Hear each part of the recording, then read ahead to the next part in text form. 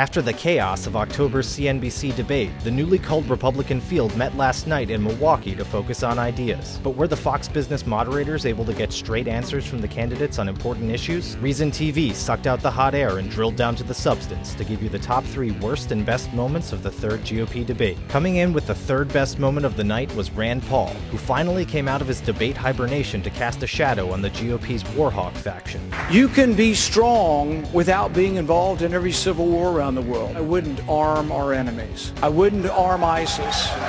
Even the Donald kind of sort of defended Rand, though mostly because he wanted to attack Jeb Bush. I read about the rebels. Nobody even knows who they are. We have to get smart. We can't continue to be the policemen of the world. But the rest of the field gave the third worst moment of the debate, launching a barrage of promises to keep the bombs flowing and the boots grounded. I know that the world is a safer and better place when America is the strongest military power in the world. No matter the lives lost or the money spent. We have to make our military bigger, better, stronger than ever before. We have to be involved. We should have a no-fly zone in Syria. The Kurds have asked us to arm them for 3 years. We're not, I would. In the Ukraine, arm the people there. And I might also put in a few more thousand troops into Germany. Jordan, we want the king to reign for 1,000 years. And we must have the strongest military on the face of the planet, and everyone has to know it. Coming in at number 2 among the night's best moments was the candidates' focus on simplifying the tax code so that it doesn't favor wealthy, politically connected organizations. I'm going to fight as hard as I can to make sure that we shift power away from Washington, simplify the tax code,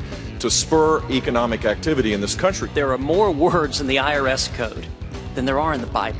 You have to strip the corruption out of the tax code to pay for it. You have to know where every single dollar is being spent. Unfortunately, that bit of sanity was balanced out by a fresh round of crazy about immigrants, which provided the debate's second worst moment. The wall will be built, and if you think walls don't work, all you have to do is ask Israel. And I will say the politics of it would be very, very different if a bunch of lawyers or bankers were crossing the Rio Grande, or if a bunch of people with journalism degrees were coming over and driving down the wages in the press.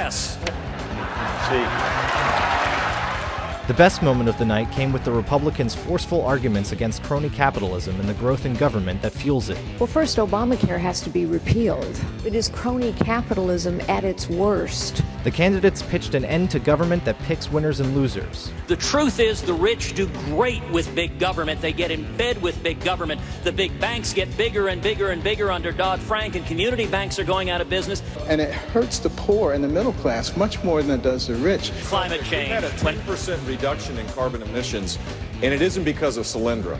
It isn't because of the central planners in Washington, D.C. And finally, batting cleanup with the worst facepalm of the debate was Ohio Governor John Kasich, whose vision of presidential leadership is to abandon all principle and reason during times of crisis. When a bank is ready to go under and depositors are getting ready to lose their life savings, you just don't say we believe in philosophical concerns.